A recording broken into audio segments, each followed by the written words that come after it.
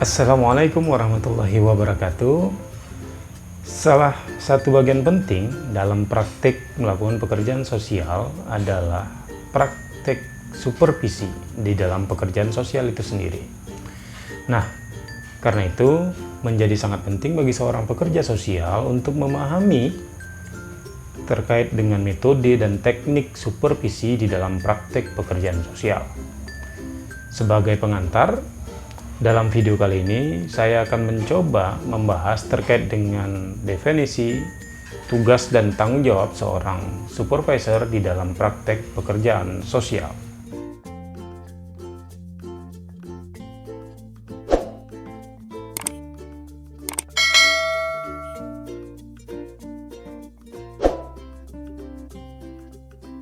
Sebelum kita membahas lebih jauh terkait dengan pengertian, tugas, dan tanggung jawab seorang supervisor di dalam pekerjaan sosial, saya ingin mengajak kita semua untuk mengenali dan memahami makna dasar dari kata supervisor itu sendiri.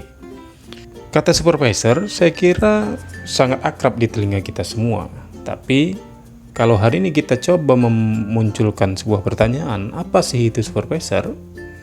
Maka tidak sedikit juga di antara kita yang masih bingung terkait dengan pengertian dasar kata supervisor, konon lagi terkait dengan tugas tanggung jawab yang melekat pada pekerjaan supervisor itu sendiri. Maka sebelum kita ulas secara lebih rinci juga terkait dengan definisi supervisor itu, saya ingin terlebih dahulu untuk kita memahami terkait dengan peran supervisor di dalam struktur sebuah organisasi, baik itu bentuknya lembaga. Kalau dalam mata kuliah ini maka kita akan banyak berbicara tentang lembaga sosial, lembaga pelayanan sosial, atau supervisor dalam struktur sebuah perusahaan. Ya, karena memang hari ini juga banyak sekali lembaga-lembaga sosial, LSM, NGO yang kemudian beralih bentuk menuju social enterprise atau perusahaan sosial. Maka penting bagi kita untuk memahami makna dasar dari supervisor itu sendiri. Supervisor merupakan salah satu elemen penting dalam keberlangsungan sebuah sistem organisasi, baik itu lembaga maupun perusahaan. Hal ini karena dalam satu struktur organisasi tersebut, pasti posisi supervisor ini ada di dalamnya. Kenapa itu? Ya, posisi supervisor ini kalau kita analogikan sebagai sebuah struktur organisasi dalam struktur TNI, supervisor ini juga bisa disejajarkan dalam tingkat tingkat madya, yaitu seseorang yang diberikan kewenangan oleh seseorang yang berada di posisi di atasnya, yang memiliki jabatan di atasnya, untuk memberikan arahan dan mengawasi jalannya atau tata cara kinerja anak buahnya atau anggotanya. Ya, untuk apa itu? Untuk mengawasi dan memberikan arahan kepada jajaran yang berada di bawahnya sebagai tim pelaksana operasional di bawahnya.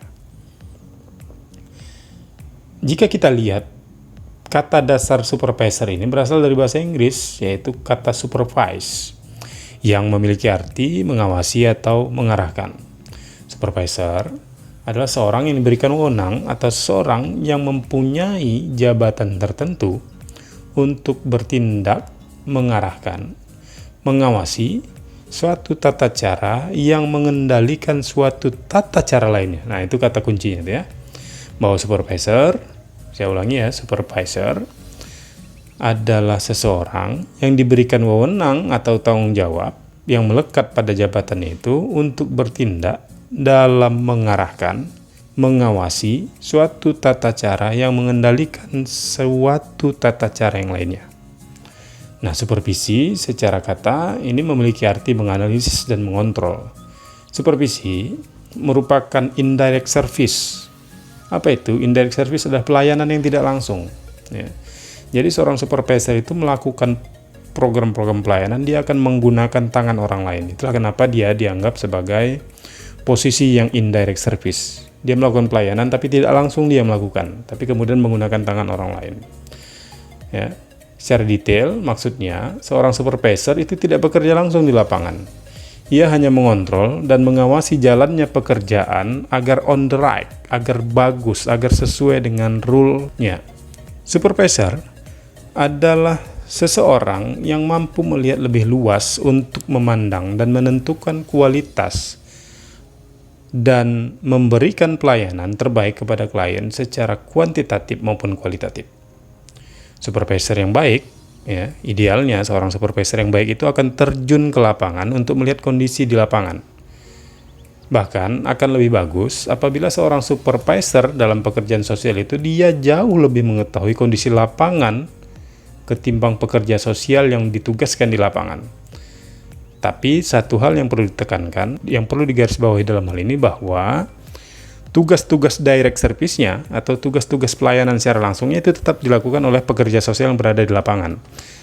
Ya, maka yang perlu diingat bahwa supervisor itu hanya melakukan tugas indirect service. Dia tidak melakukan tugas secara langsung, tapi tugas langsungnya itu dilakukan oleh pekerja sosial yang berada di lapangan. Walaupun dia wajib untuk lebih mengetahui kondisi lapangan ketimbang pekerja sosial yang ditempatkan oleh lembaga di lapangan itu sendiri atau di wilayah kerja, wilayah intervensi kerja yang ditentukan oleh lembaga. Maka supervisor itu adalah seseorang yang memiliki kemampuan atau pengetahuan lebih, ya, untuk memberikan kemampuan itu kepada orang yang berada di bawahnya. Nah, itu levelnya itu, agar dia bisa bekerja menggunakan tangan orang lain. Maka dia, seorang supervisor itu punya kewajiban untuk mentransfer kemampuan, pengetahuan kepada orang yang berada di bawahnya. Nah, ini adalah metode yang sangat tradisional untuk memberikan pengetahuan mengenai keterampilan pekerja sosial di dalam praktik dari orang yang sudah terlatih kepada orang yang belum terlatih. Jadi supervisor itu orang yang sudah terlatih, kemudian datang anggota baru yang belum terlatih, maka tugas supervisor adalah melatih orang tersebut. Maka prosesnya adalah memberikan pengalaman dari orang yang sudah memiliki pengalaman kepada orang yang belum berpengalaman. Tuh, jadi ada proses transfer pengetahuan kepada tim kerjanya. Maka seorang supervisor adalah seorang staf administratif dari organisasi atau lembaga atau yayasan, ya, di mana dia mendapatkan otoritas untuk mengarahkan, untuk mengkoordinasikan dan mengevaluasi pekerja sosial yang berada langsung di bawahnya. Kalau kita balik lagi pada pemahaman umum terkait dengan supervisor, ya, maka secara umum ada beberapa hal yang biasa dilakukan oleh seorang supervisor. Seorang supervisor biasanya memiliki peran penting dalam sebuah lembaga atau perusahaan. Kenapa? Karena supervisor adalah bagian dari tim manajemen yang bertugas sebagai pengawas dan pengarah. Itu ya, kata kuncinya supervisor itu pengawas, pengarah, serta memegang penunjukan manajer lini pertama. Tuh. Jadi setelah manajer di atasnya, maka pemegang delegasi setelah manajer itu, maka itu langsung tuh lini pertamanya adalah seorang supervisor.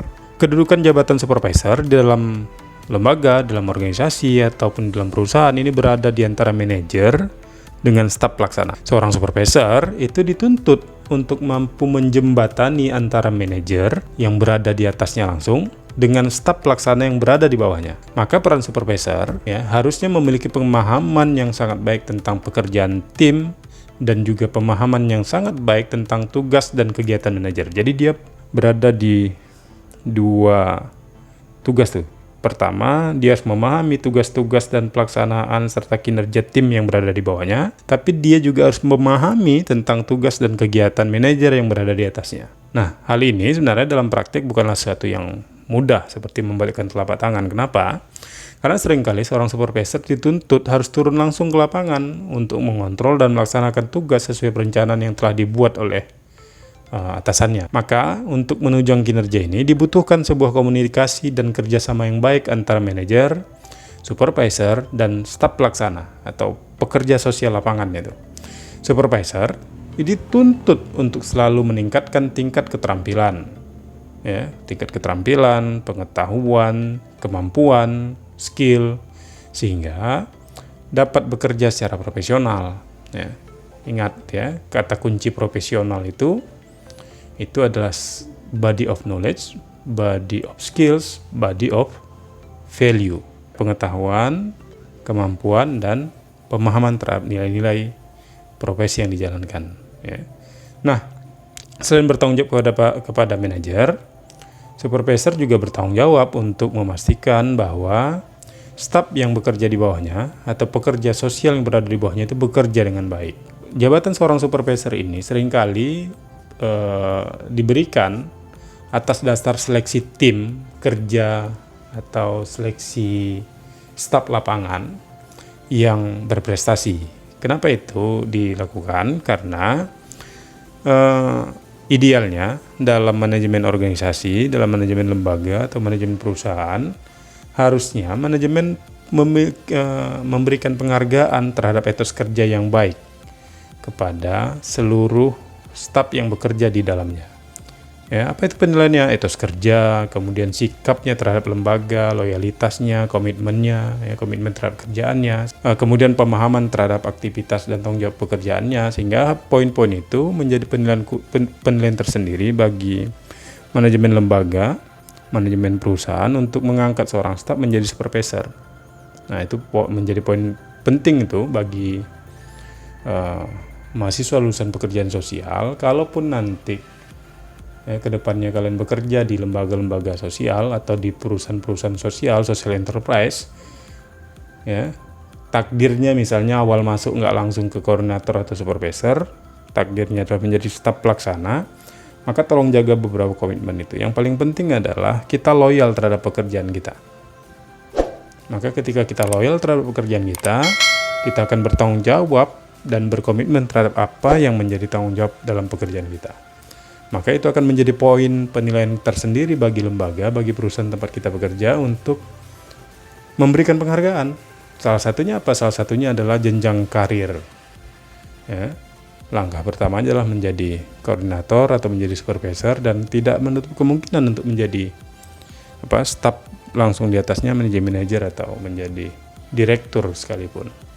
Organisasi, lembaga, ataupun perusahaan biasanya juga mengharuskan seseorang yang dipromosikan menjadi supervisor untuk melakukan pelatihan manajemen lini pertama atau lini depan. Apa ini maksudnya? Ada penyesuaian tugas, ya. Maka penting untuk mengupgrade kemampuan diri. Ya. Maka lembaga punya tanggung jawab untuk memberikan pelatihan itu kepada orang yang diangkat menjadi supervisor.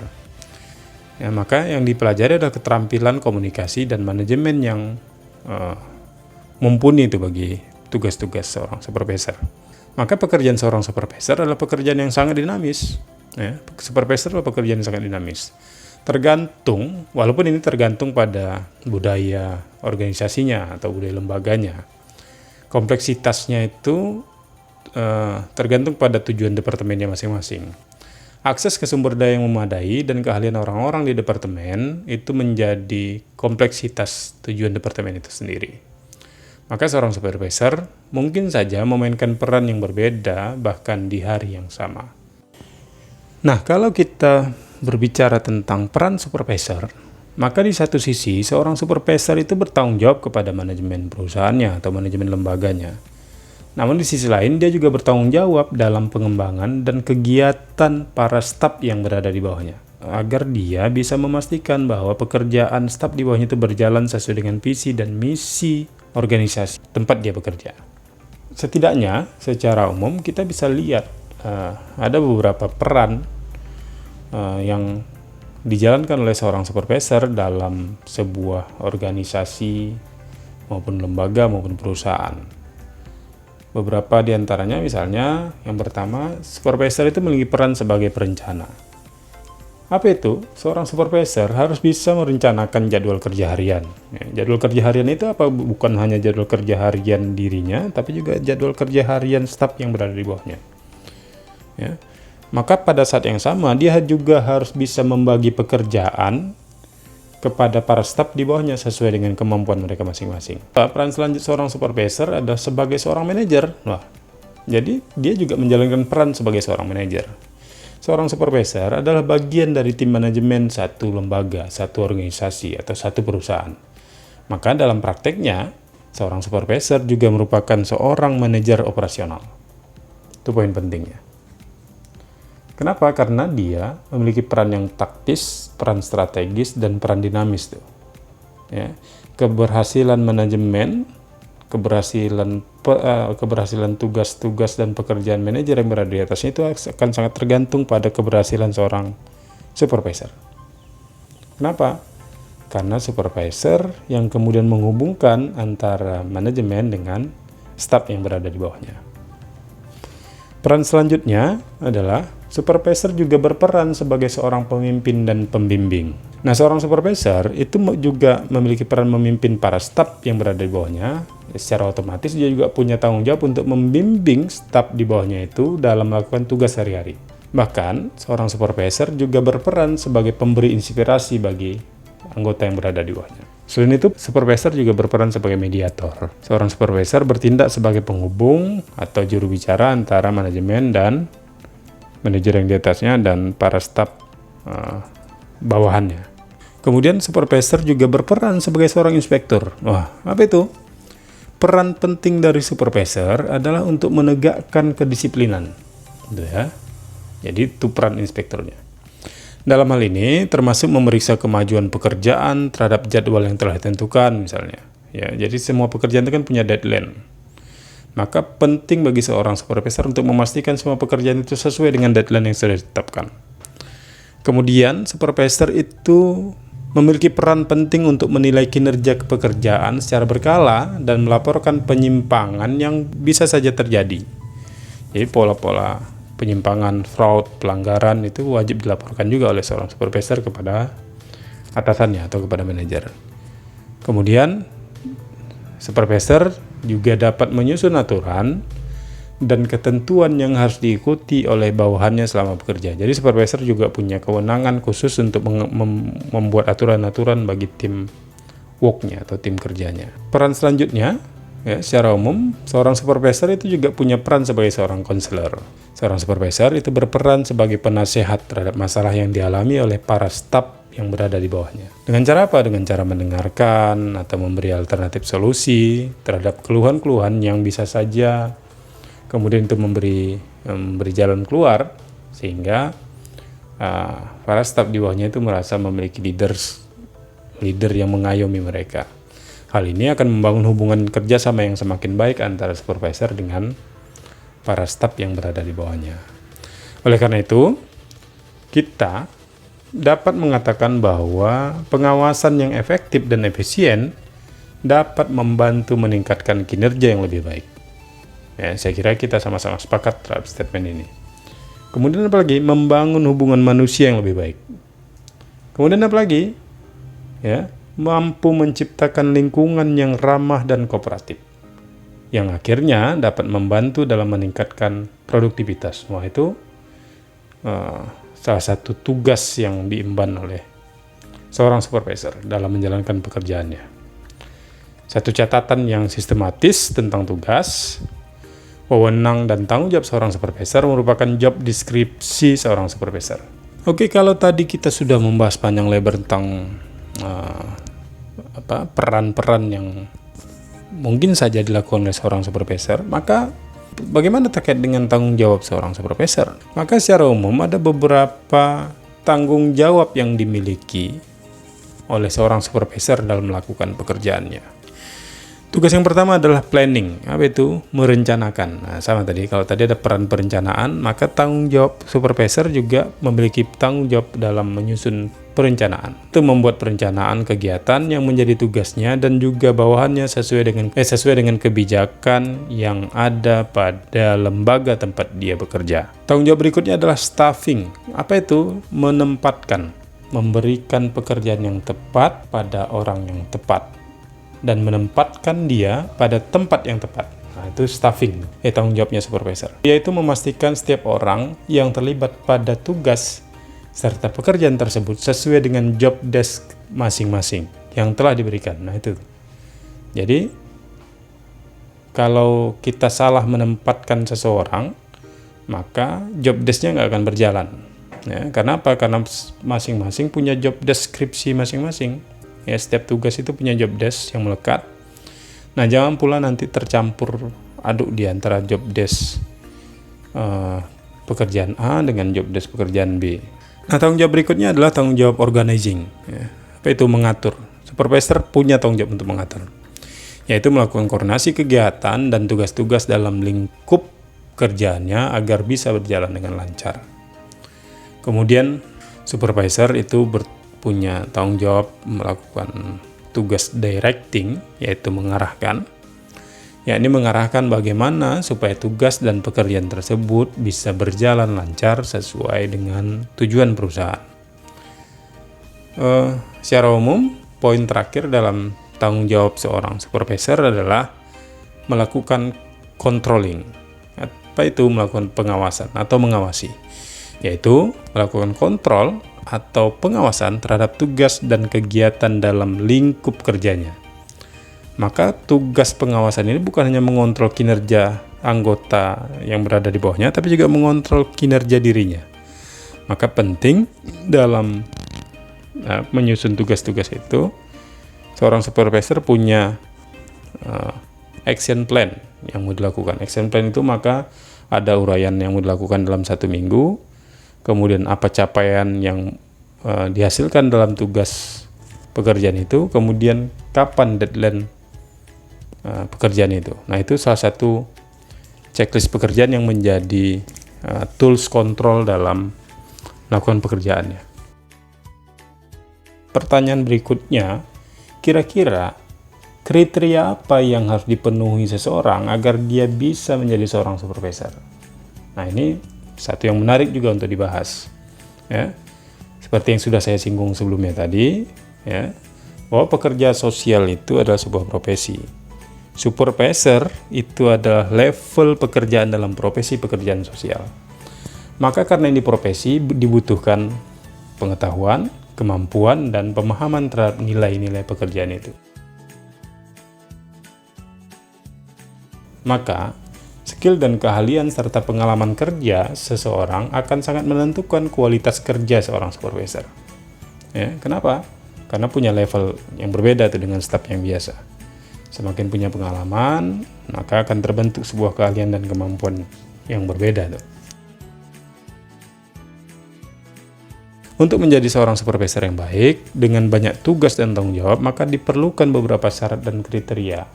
Nah, ini kriteria yang secara umum akan kita bahas, tapi setidaknya ini akan bisa menjawab sedikit tentang kriteria apa yang harus dipenuhi oleh seorang untuk menjadi seorang supervisor. Setidaknya yang pertama, seorang supervisor itu harus mampu atau harus memiliki kemampuan berkomunikasi yang baik, yang jelas, ya, baik dan jelas, baik secara lisan maupun secara tulisan.